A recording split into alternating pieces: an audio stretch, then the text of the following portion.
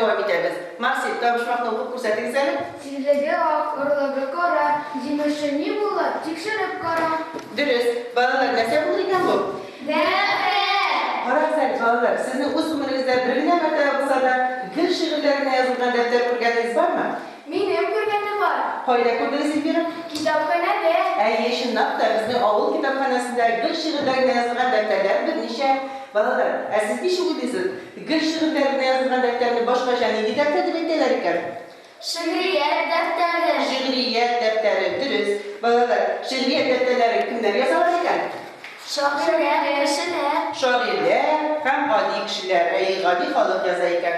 Onda bolalar xalq o'zining shodlig'i yoki qayg'uli minutlarini yoki o'zlarining turmush kechirishlarini shu defterga she'riy yo'llar bo'yicha tirkiylar ekan.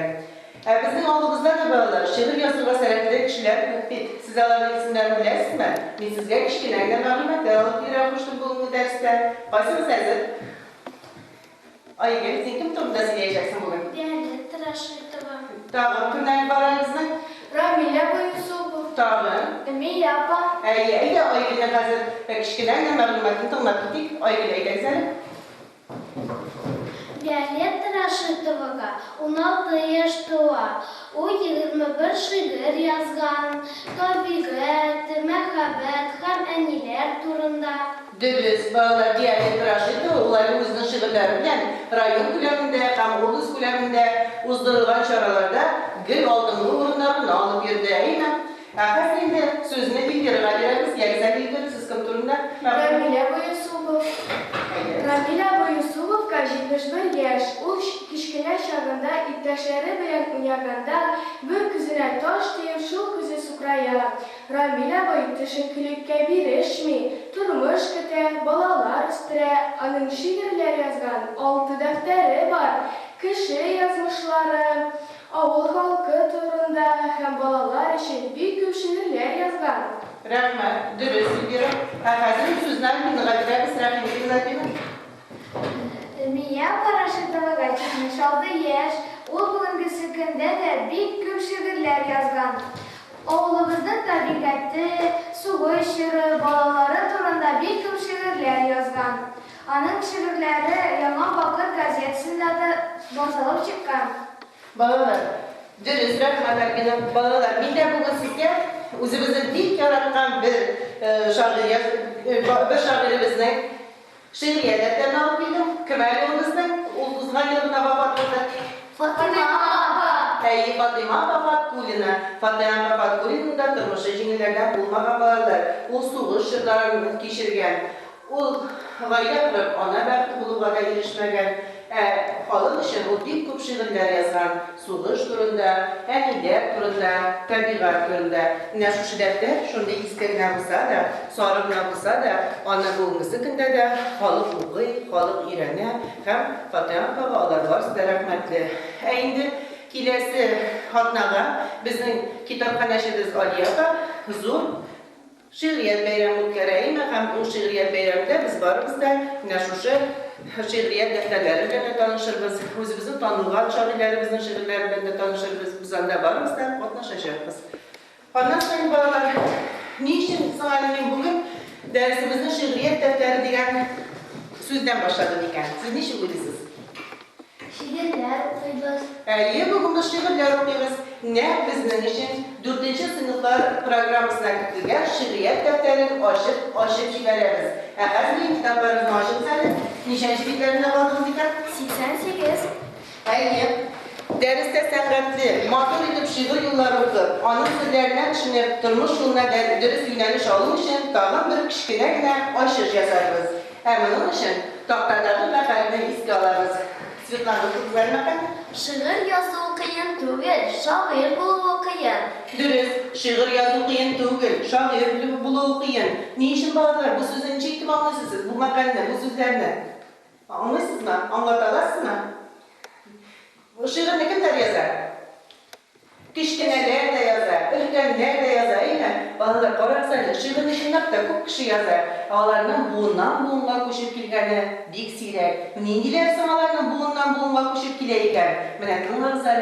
Mana u Qo'yshandir 100 yillar ilk yozilgan she'r bo'lsa da, uni qo'yshandir sizning qort abilaringiz, qort bobolaringiz o'qigan bo'lsa da, bugungi kunda siz shu she'rni oshib o'qisangiz, unda sizning turmushingizga qolgan gibi, ne sizning ishingizga yozilgan gibi.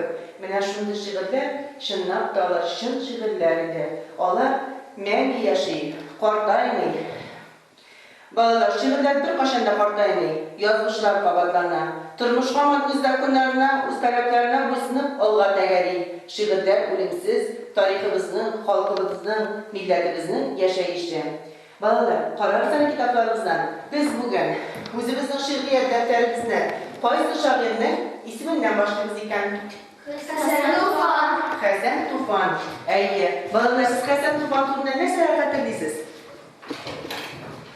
Hasan Tufan'ın icadını 3. sınıfta öğrenmeye başladı. O 1900 yılında doğan, halk şiiri şiirler icat etken, 81 yaşta vefat olgan. Hasan Tufan'ın portreti Qo'rg'izada, mana bu Hasan Tufan. Tanışma yüzü sizga. Mana o't bulmoq shulay deyinaymi? Da. Hozir bolalar, men sizga bugun Hasan Tufanning ilk motor bir she'rini taqdim etaman. Hozir prezentatsiya boshlanadi. Siz hozir shu prezentatsiyani qo'llayapsizmi? Meni o'qigan she'rimni o'qiysiz.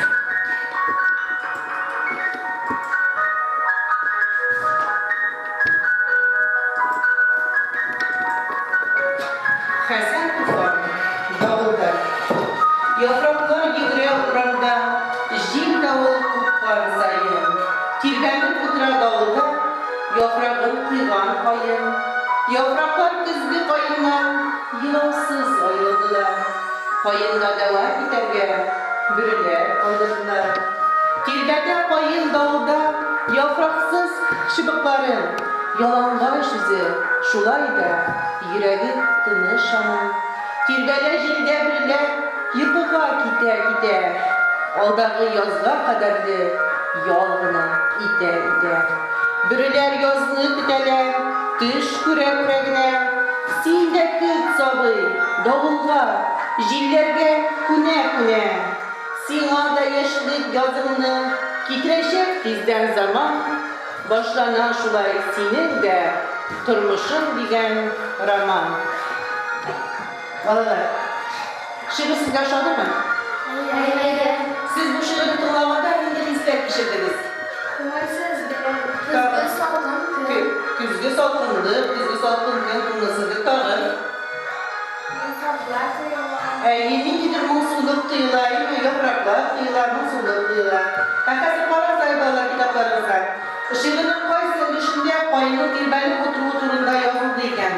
Shu o'rinni topib o'qib ketasizmi? Ilgari. Yapraklar yig'rar uramda, jil davul qo'qqan sayin. Tirganib o'tirar davulda, yaprog'i quygan qoyin. Tak, rahmat Ilgari. Aslida qoyinning birilar qoldirib o'tirunda o'qishni o'qib ko'rsatsangiz edi. Yapraklar kuzgi qoyindan yilovsiz ayrildilar. Qoyinda davom etarga birilar qoldirdilar. Aslida qoyinning yuragining tinishligi turida o'qib ketdik. Onsi qo'y sanishini o'rnashdi ekan. Marsil. Tirgada qoyin davulda, yaproqsiz shibiqlarin, yalang'och yuzi shulayda yuragi tinish ana. Birilar yiqiga ketilar turida qo'y sanishda yozildi ekan. Tirbele şimdi biriler yuqıga kite. Oldagi yozga qadarli yolg'ina ite. Birilarning tish kurulari shoir nechik tasvirli ekan. Biriler yozni kutalar tish kuragina. Senda kut sobi davulga, jillarga kuna. Ayy, yoshlik yozi qachon boshlanmasin u. U o'lishim o'zim o'qib ketar. Senga da yoshlik yozini titrashib tizlar zaman. Başlanan şulay senin de turmushing degan roman. Hozir bolalar, biz she'rlarni o'zimiz o'qiymiz-da, ondan so'ng olim she'rning aslini tushunish uchun birga angama bilan uni o'rganamiz. Rahim deb o'zlarimizda o'qiy boshlaymiz. Seminariy guruh bekasi Abdulrahim rayoni Abdurahmon ovulning Tatar hamada okutuvchisi bilan. İsmim Karimova Leyla Reis Kuzan. Bugün 4. sınıfta edebi okudan ders kursatdım. Hasan Tufan'ın Dağılda degan temasına. Derste tübendeki maksatlar koyuldu. Okuşlarını Hasan Tufan'ın Dağılda degan şiiri bilen tanıştırıp, balalarını fikirler sıralatıp, hem silah tilinden birleştirip, şarkının şiirine negizlenip turmuşka muhabbet hisleri terbiyeliyor. Dersin türü, yağı materyalını anlatı dersin. Eli oku dersin, Redine Hakimini yapar, metodikasına negizlenip, ana dersleri boyunca ötkərildi. Bu metodika bilen işle okutuşunun da, okuşlarının da icadi aktifliği hem müstakilliğini arttıran, fikirler hem tanık tülü seyretini üstüren. Derslik şiirli analiz yazarlar bağışlandı. Analizin okuşu uzayası. Derslikte esir cevaplar verilmeden, okutuşu cevaplarga beyye bire, okuşlarga yardım eder. Her derste okuşu bilen birge okutuşu da müstakil huylu ilgilenir. Oku dersine bağlar, tıgıl fenlerdeki logik operasyonlar başladılar, tarqatı, beyleniş, izlev, umumileştiru, jiyu hem başkalarını yapar metodikası bilen okutuşlarının icadi sənətin üstürüşü, yavaş fikirlerge, öz fikirlerine yetirge, İranlıga zor yardım eder. Əli derste isteme materyal, elektron portret, kitap ko'rgazmasi, test, tanışma, prezentasiya erkin faydalanıldı. Tatar şekli orunlaştırıldı. Dersin effektliğin təyin etü üçün tanıştırı, əngəmə, gözətü, izlənim metodları, kompüter texnologiyaları kullanıldı. Ders icadi üstürüşlü karakterga ega, ahlaki şahısga yöneldirilgan. Balalar türkümlerde fikirleşip, işleyler, başqargan işlerin öz kontrol yasılar, öz beyye koyalar, koyulgan maksatlarga erişti.